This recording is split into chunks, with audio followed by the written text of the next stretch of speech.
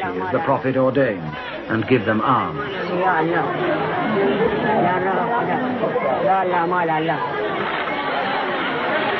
This is what Arabs call the souk, the bazaar or marketplace. And in Abu Dhabi, it's Bar Street and Fifth Avenue and the neighborhood supermarket all rolled into one.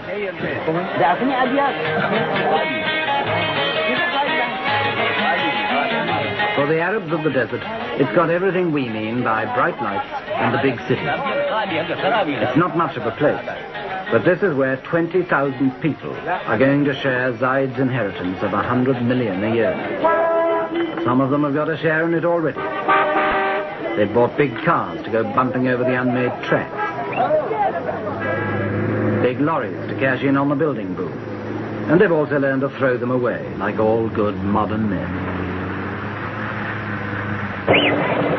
There are 4- and 5-floor office blocks instead of shanties. And concrete instead of mud. The modern world, our world, is taking over. I remember, for instance, not long ago, when there wasn't a single bank in Abu Dhabi. Now, these buildings are all banks. Money in the bank means money to buy with, and the beach at Abu Dhabi is piled with purchases.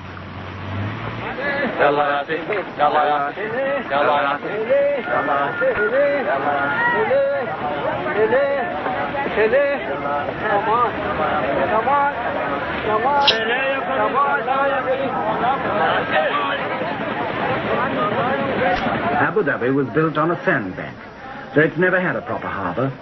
But that didn't matter much when there was nothing but a few dates to ship out and a few tins to ship in. Now the whole modern world is dumped into the sand. Air conditioners and deep freezers, timber and steel, cement and typewriters, fans and filing cabinets.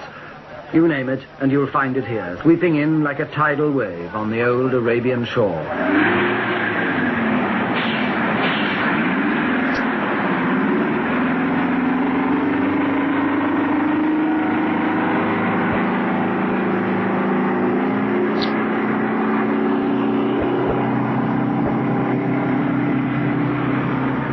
We call these construction machines. They're also weapons of destruction. They can rip up an old road or knock down an old house even faster than they can build new ones. And in Arabia now they can and do tear an old way of life to shreds before a new one has properly begun. Not that many Arabs object. In fact, most of them are only too glad to help with the destruction of their old way of life. They can see the vision of a better life in a bulldozer, and they want a piece of it.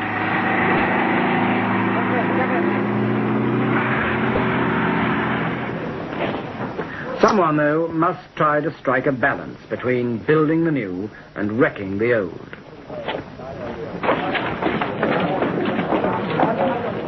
That someone is the ruler, Zayed.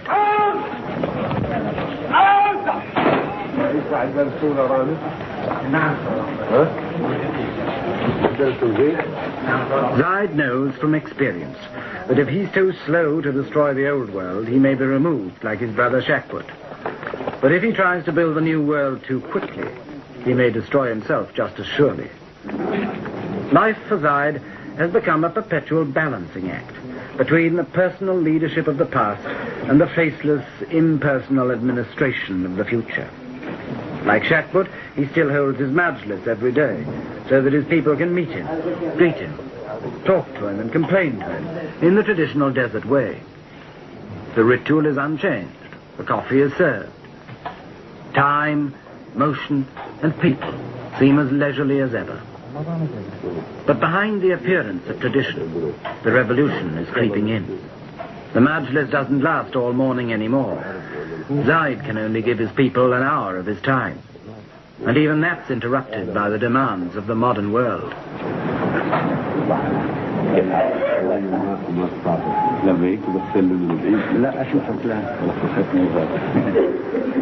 Welcome to the international businessmen.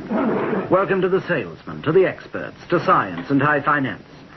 Maybe welcome to the con men, too, until Zayed learns to pick them from the rest.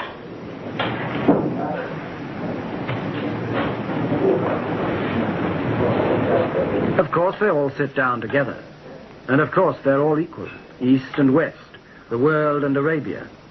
the courtesies of the old world, mingling with the business of the new.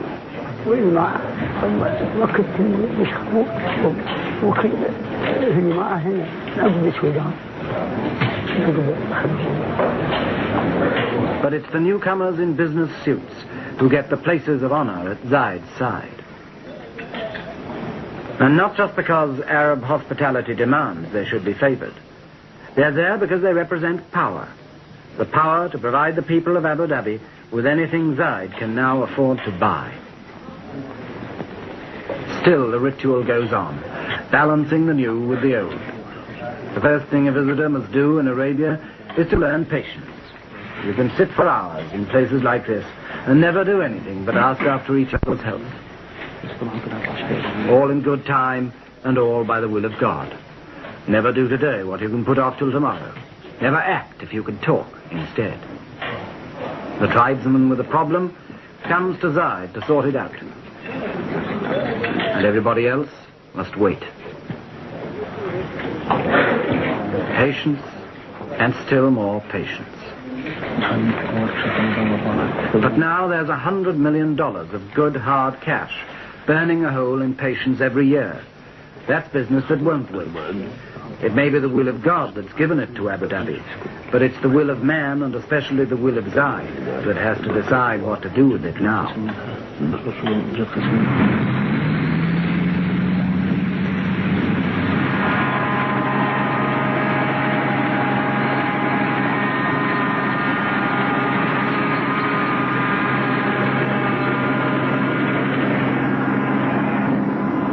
For 5 years after the oil began to flow, Abu Dhabi got nothing but piecemeal changes.